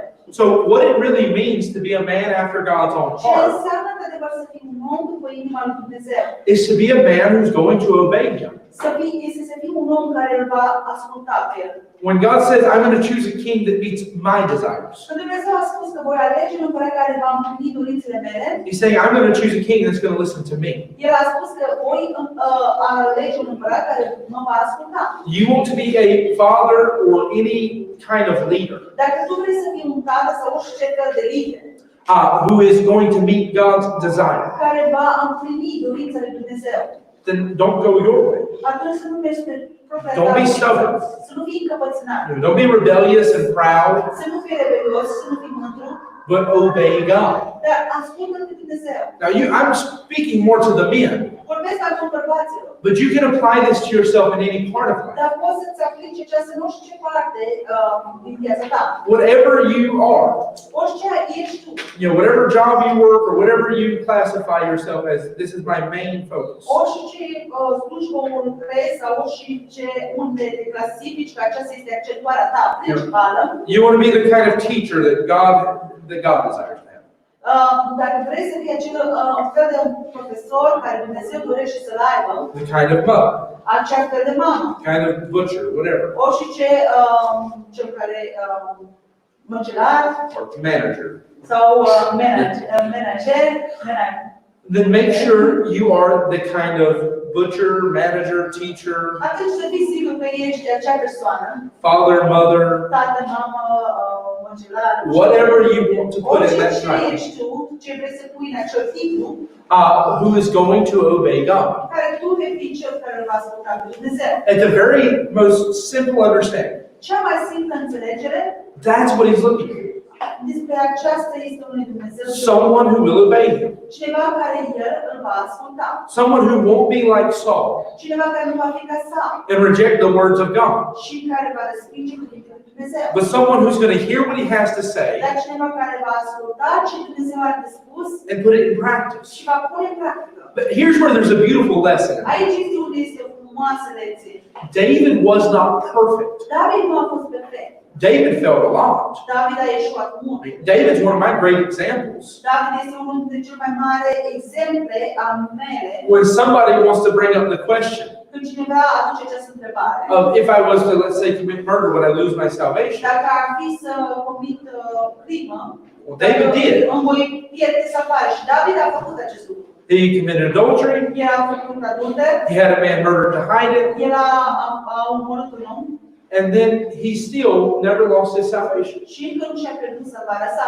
He lost his fellowship with God. Și-a pierdut părtășia lui Dumnezeu. He lost the joy of his El salvation. și-a pierdut bucuria sărbătorisare. Because again, pay attention. He doesn't ask for God to restore my salvation. Să dai atenție că el nu-i cere lui Dumnezeu să îi restaureze salvarea lui, But to restore the joy of my salvation. dar să îi restaureze bucuria sărbătorisare.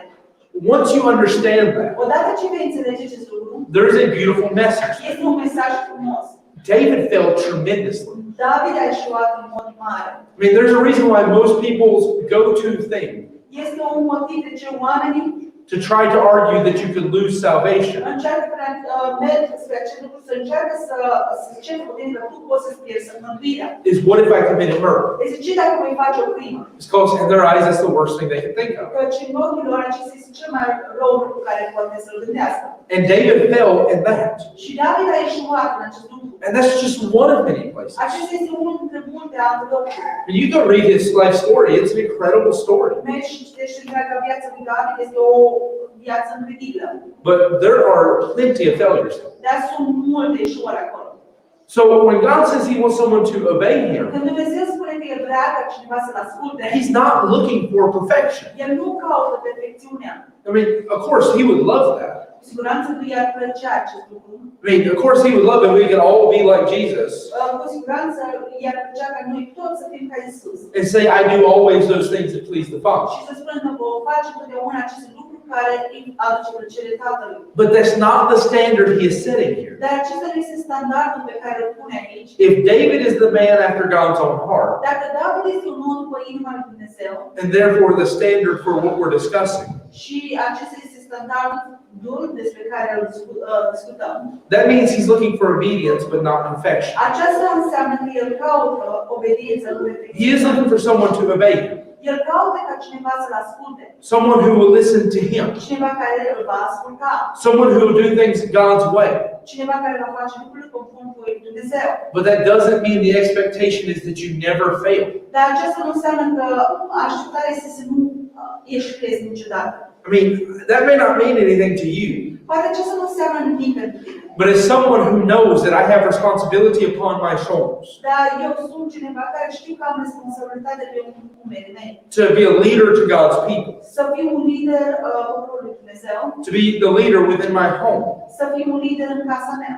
That's a tremendous encouragement to me. Acesta este o încurajare mare. That I, for sure, am far from perfect, Cu siguranță sunt departe de perfect and I will definitely fail. și cu siguranță voi eșua. But that's not the biggest issue.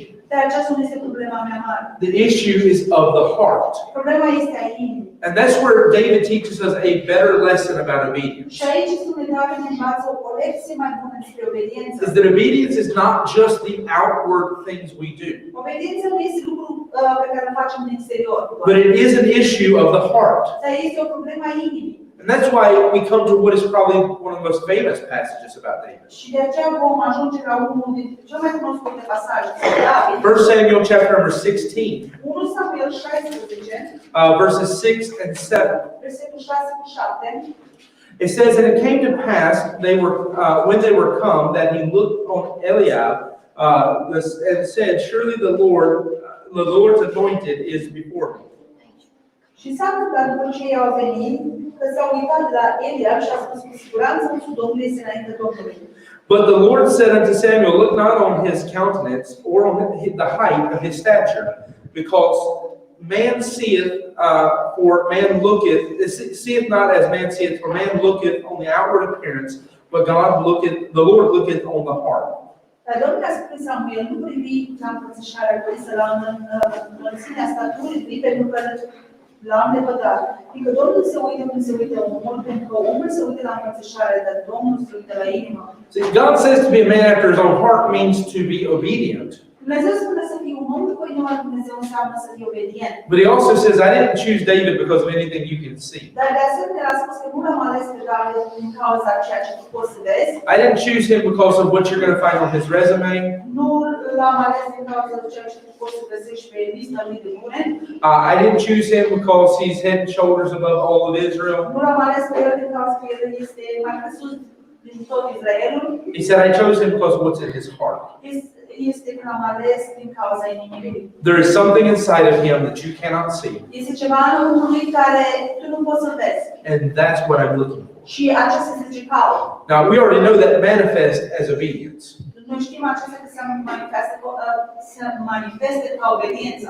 But what we see as we take it deeper Dar ce vom vedea și vom merge mai adâncit is that this is about his heart. este că acest lucru este despre inima lui. And if you look at David and ask the question, how can he be a man after God's own heart? Dacă te uiți la David și întrebi această întrebare, cum poate el să fie un om după inima lui Dumnezeu? Realize you're not alone. Să realizezi că tu nu ești singur. David asked that question about himself. David s-a întrebat acest lucru despre el însuși. Let's go to 2 Samuel chapter number 7. Dacă mergi cu 2 Samuel, capitolul 7, When God's talking about his covenant with David, Dumnezeu vorbește despre legământul său cu David, that he'll be king, el va fi împărat, and that God will bless his seed from here on out. Și că Dumnezeu îi va binecuvânta scaunului de atunci. And as long as they obey him, Atât timp cât ei l-ar fi ascultat, they will sit upon the throne. el ar fi stat pe acel scaun. Now, of course, we understand something. Noi înțelegem ceva. And I maybe even should have introduced the message of Și this. poate ar trebui să introduc mesajul cu acest lucru. That we know David stands out Noi știm că David stă înaintea tuturor, because something that is included in all of these verses, din cauza că ceva care este inclus în toate aceste versete, one thing we haven't touched on, un lucru pe care nu l-am atins and is not a focal point of my message, și nu este o punct focal din mesajul meu, is that God has already chosen through David este că David deja arată prin David, that the Messiah will come. deci Mesia va veni.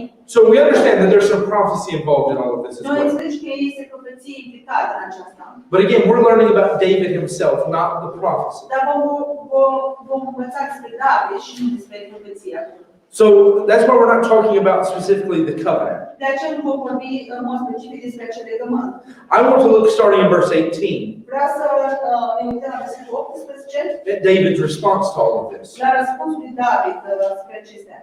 It says, Then went King David in and sat before the Lord. He said, Who am I, O Lord God, and what is my house that thou hast brought me hitherto?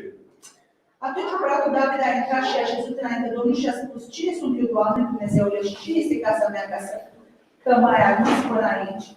And this was yet a small thing in thy sight, O Lord God, but thou hast spoken also of thy servant's house for a great while to come. And is this the manner of man, O Lord God?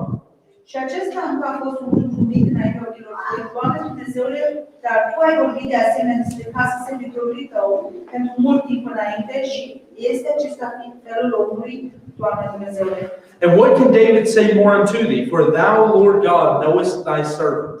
Și ce poate David să îți mai spună? Pentru că Tu, Doamne Dumnezeule, cunoști servitorul Tău. For thy word's sake and according to thine own heart hast thou done all these things to make thy servant know them. Te trag cuvântul Tău și conform inimii Tale, că ai făcut toate aceste lucruri mărețe pentru a le face cunoscute servitorului Tău. Wherefore thou art great, O Lord God, for there is none like thee, neither is there any God beside thee, according to all that we have heard with our ears.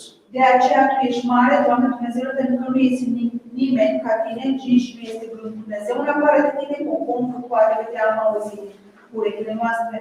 Now, to paraphrase David, Să parafrazez ceea ce David a spus, he's asking God, el îi cer cu Dumnezeu, Who am I?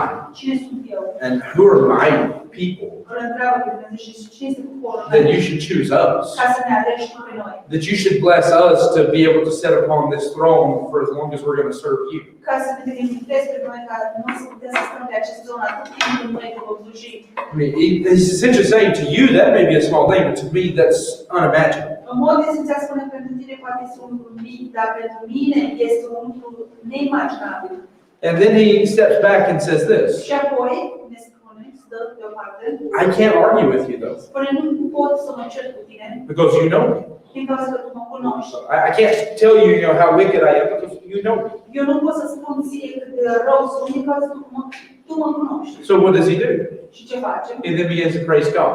El îl laudă pe Dumnezeu. He says, I may not understand, Spune, eu poate nu înțeleg. why you would choose me, De ce tu mai fi ales pe mine? why I'm a man after your own De heart. ce eu aș fi un om după inima ta? So instead, În loc de aceasta, let me just acknowledge atunci să recunosc aceasta, that there is no God like you. că nu este niciun alt Dumnezeu ca tine. Instead, he goes and takes his time Continuă și își dă timpul to say how great God is și să spună cât de mare, măreț este Dumnezeu. and bestow the honor upon God. Și pune onoarea asupra lui Dumnezeu. And while for David, În timp ce pentru you could David, walk away from this saying, okay, well, even he didn't understand it all.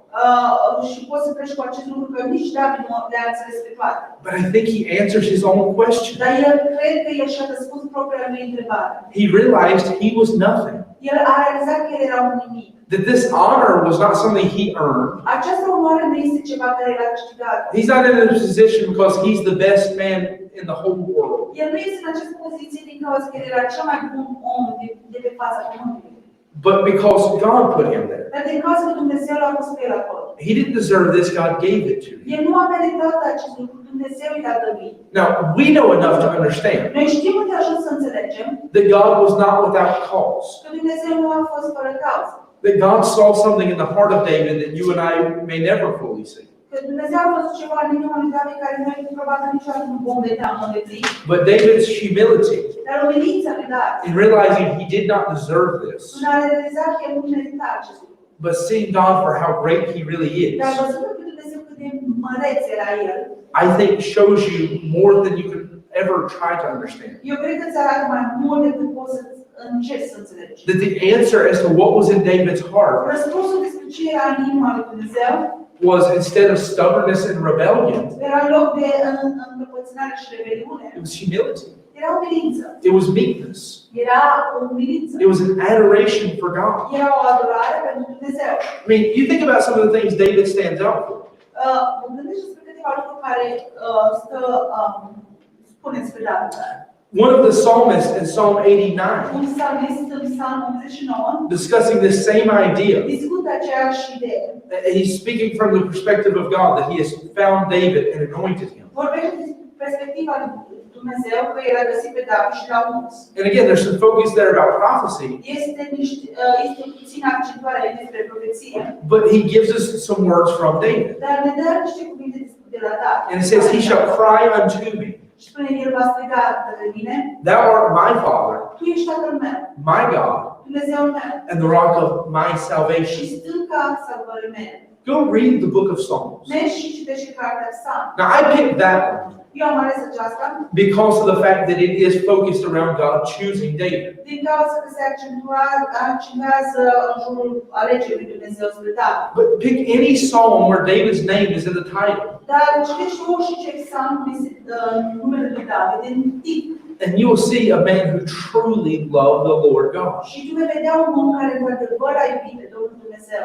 One of the things he stands out for the most, Un lucru care el stă deasupra tuturor, he's even recognized for it in the New Testament. el este chiar și recunoscut despre acest lucru în Noul Testament. In Acts 7, verses 45 and 46, Psalm fapte 7, 45 și 46, he's mentioned for this, el este menționat despre acest lucru. that because he loved God, Din cauza că el a iubit pe Dumnezeu, he wanted desperately el a vrut în mod disperat to build a house for God, să construiască o casă pentru Dumnezeu, to build that place of worship. să construiască acel loc de închinare. And because he wasn't allowed to, Și din cauza că lui nu i-a fost permis acest lucru, again, you want to see meekness. trebuie să vezi blândețea. With all his heart, he wants to build God a house, and God says no. Cu toată inima lui el vrea să construiască casa lui Dumnezeu și că Dumnezeu îi spune nu. And he says, okay. Și spune ok. God tells him, your hands are bloody because you're a man of war. Și spune mâinile tale sunt sângeroase din cauza că ești un om al războiului. You're not qualified to build my Tu house. nu ești calificat să îmi construiești casa. I'll let your son do it, but you cannot. Voi lăsa ca fiul tău să o facă, dar nu tu. So David steps back and says, okay. Și David stă deoparte și spune ei, And you want a lesson for a father? vrei să vezi o lecție pentru tata? He says, I may not be able to build it for God, Spune, eu poate nu pot să construiesc acest lucru pentru Dumnezeu, but if God's going to let my son do it, dar Dumnezeu va lăsa ca fiul meu să o facă, I'll pave the way for him. voi pava calea lui pentru el. Voi pregăti lucrurile. So he began to gather the materials. El a început să adune materiale. He began to get things ready. A început să pregătească lucrurile. And he did everything God would allow him to do, Și a făcut orice ceea ce Dumnezeu i-a permis să facă. without ever trying to overstep. Fără să încerce să pășească greșit. I think if you really want to understand David's heart, Dacă tu, într-adevăr, vrei să înțelegi inima lui David, it's probably in that story that you'll see it. este probabil în acea poveste care o vei vedea. That regardless of his desires, În ciuda dorinței sale, he didn't let pride make him do it his way. el nu a lăsat ca mândria să-l să facă felul ei. When God said no, he wasn't stubborn and Când rebellious, Dumnezeu a spus nu, el nu a fost încăpățânat și nu a fost rebelios, but instead, dar în lupta aceasta, he submitted to God. el s-a supus supus lui Dumnezeu. And if God said, okay, you can't do it, Dacă Dumnezeu a spus, ok, nu poți să faci acest lucru, then I will not argue with you. I won't overstep that. atunci el a spus că nu mă voi certa cu tine, nu voi ieși spre aceasta, But the person you said can do it, dar persoana care tu ai spus că va putea face, I'll do everything in my power to help him. voi face orice din puterea mea să-l ajut. You talk about humility, that's humility. Dar vorbi despre umilință, aici este umilința. I mean, you want to talk about someone who's truly obedient to God, that's obedience. Dacă vrei să vorbim despre cineva care într-adevăr este ascultător spre Dumnezeu, acesta este ascultător. I don't know that you're really getting what I'm trying to say. Eu nu cred că înțelegi într-adevăr ceea ce eu vreau să-ți spun. I don't know that this is really sinking in the fullness of what's going on with David. Eu in nu this cred story. că într-adevăr se scufundă ceea ce se petrece cu David într-adevăr în tine. But I cannot express how beautiful the humility of all that is. Dar nu poți să expresezi cât de frumoasă este această umilință. That the king Că împăratul would submit himself to God, s-ar fi supus lui Dumnezeu and as a father, și ca un tată he would set his son up to succeed și ar fi pus fiul său să aibă succes. where God did not allow him to. Unde Dumnezeu nu i-a permis lui să aibă. See, Jesus told us Iisus ne-a spus nouă, in John 14:21, în Ioan 14:21, he that hath my commandments cel ce are poruncile mele and keepeth them, și le ține, he it is that loveth me. el este cel care mă iubește. And he that loveth me shall be loved of my Father, Și cel care mă iubește, îl iubește pe Tatăl. and I will love him Și eu îl voi iubi pe el and will manifest myself to him. și mă voi descoperi lui.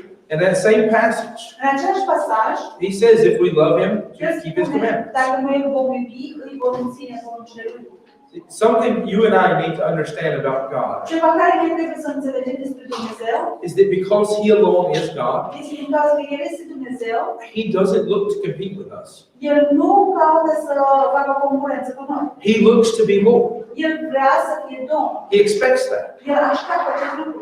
You want to be the kind of leader, the kind of man Dacă vrei să fii acel fel de lider, acel fel de bărbat, that God says meets his heart desire, care Dumnezeu spune că va împlini dorința inimii lui Dumnezeu, the man after God's own heart, un om după inima lui Dumnezeu, dorința inimii lui Dumnezeu, then be the kind of person atunci să fie acea persoană who loves him enough to obey him, care îl iubește de ajuns să-l asculte, who loves him enough to do things God's way and not the wrong, care îl iubește de ajuns să facă în felul lui Dumnezeu și nu în felul nostru, who loves God enough care îl iubește pe Dumnezeu de ajuns to follow him, even when that means you don't get to do what you want to, să-l urmeze chiar dacă nu vom putea face ceea ce dorim, who loves God so much that God's plan is held in higher regard than our own lives. care îl iubește pe Dumnezeu, care planul lui Dumnezeu va fi mai înalt decât al nostru. Because again, that's what's going on in the story of David wanting to build a house for God. Acesta este ce s-a petrecut în această poveste cu David, dorind să construiască o casă. He held God's requirements and God's standards El a ținut cerințele lui Dumnezeu și standardele lui Dumnezeu higher than his own desires. mai presus de dorințele sale. And he decided that if that's what God wants, I will submit my life to Și el a decis, dacă acesta este ceea ce Dumnezeu dorește de la mine, îmi voi supune viața de that. If we can learn something from David Dacă today putem să învățăm ceva de la David astăzi and learn what it means to be a man after God's own și heart, să învățăm ce înseamnă să fim un om după inima lui Dumnezeu, what we can learn from that ce putem să învățăm is to love God enough este să iubim pe Dumnezeu de ajuns to obey him. și să îl ascultăm. Don't be stubborn, Să nu fim încăpățânați, don't be rebellious. să nu fim rebelioși. Love him enough to listen to his word, Dar să iubim de ajuns să ascultăm cuvintelor lui to do things his way, și să facem lucrurile conform voii, regardless of what we look for. în ciuda faptelor în ciuda ceea ce ne dorim. Father, we thank you and praise you, God, for what you do. We thank you for all your blessings. We thank you for how good you are. We pray that, Lord, you would just help us in our lives, especially for us men. Lord, I pray, God, you would help us to see the importance of stepping up to be the kind of leaders that we could be men after your heart, that we would be the kind of men who would listen to you, who would not turn to the right hand or the left hand, who would not fall in stubbornness and rebellion, who would not be lifted up in our own pride, God, that we would serve you with our lives. In every step, that Lord, we would let you be the Lord of our life and set upon the throne of our heart. Lord, we thank you, God, for what you do. We ask these things in your Son, Jesus' name. Amen. All right, so we're going to close by singing page 439, Work for the Night is Coming. It may not seem like the most fitting song, but I do think it fits in here well. We're talking about getting to work and being obedient to the Lord. So we're going to close with page 439, Work for the Night is Coming. I do appreciate you having joined the service and being a part of it. I hope the message has all been a blessing. Page 439, Work for the Night is Coming.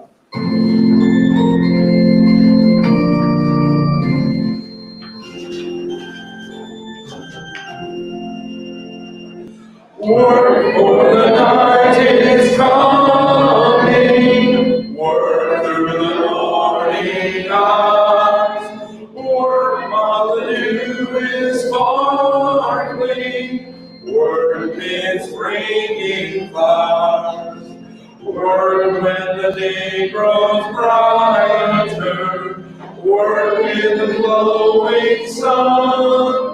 Work for the night is coming, when man's work is done. Work for the night is coming, work through the sunny noon. Fill brightest hours with labor, rest comes sure and soon. Give every flying minute something to keep in store. Work for the night is coming, when man works no more. Work for the night is coming, under the sunset skies, while their bright tips are glowing. Work for the daylight flies, work till the last beam faded to shine no more. Work for the night is coming, when man's work is over. All right, again, I want to say I appreciate you joining, being part of the service. This is our first service here in this building. I do think there's a lot, of course, we have to learn and adjust to, but I do really appreciate them letting us use it. I hope it's been a blessing to you. If nothing else, you've been able to spread out. You don't have to be so close to all these people. Certain ones probably better than others, I don't know. But anyways, I do want to say I appreciate you joining this service. Of course, we are having our service at 6 this evening as well. There is no service at 3 today. I almost thought about asking people to give me a show of hands to show me who all knew we weren't having service at 3, because there was somebody who was sitting as far away from me as Stefania is right now, who had a job to listen to me, who was in the 3 o'clock service last week, who wrote to me at 4 o'clock this morning with great surprise because we're not having a 3 o'clock service. After not only did I explain that to their face, the closest person to me in the whole church when I said it, who was part of that service when I said this service will not exist next week, and who got 4 text messages like I think I sent, or at least 3 text messages I sent out this week explaining the schedule, and still has no idea that we're not having a 3 o'clock service. And so I told them there's no 3 o'clock service, and that's all I left them with. They can figure out the rest. Because if 3-4 text messages and standing face to face to explain is not enough, at this point I've got to set a line. I'm not going to come to your house and sit down on the couch to explain it. So, yeah. If you don't understand what the schedule looks like today, if you haven't wrote to me, you can write me and I'll show mercy and talk to you. But if you're that person, talk to one of your family members or somebody else and ask them how church services are going to work today, and they'll be glad to help you. Because I have exhausted my ability to explain it to that particular person. But anyways, like I say, you are welcome at 6. You don't have to reserve a seat, but I do like to kind of have an idea of how many seats I got to set out.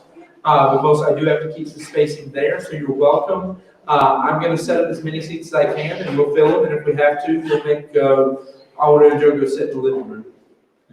I'll volunteer them. No, we'll make somebody go sit in the living room if we have to. We'll put people in the kitchen if we have to.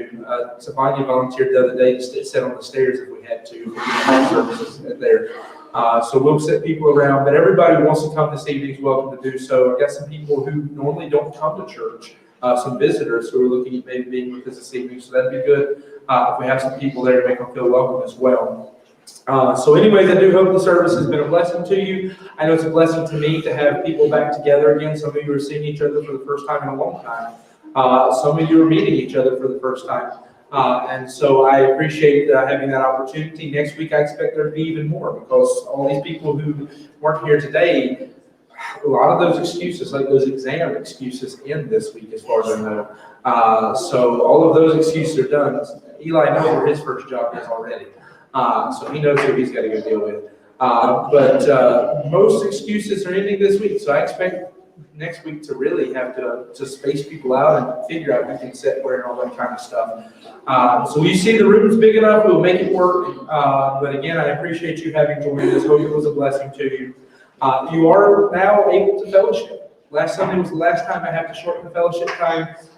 So you are encouraged. There's coffee and stuff back there. So take some time to fellowship. I have to take stuff down here and go back home and get ready for the evening service. So I may not stay as long as you do, but you don't have to leave in a certain amount of time. I'll leave Eli in charge of people.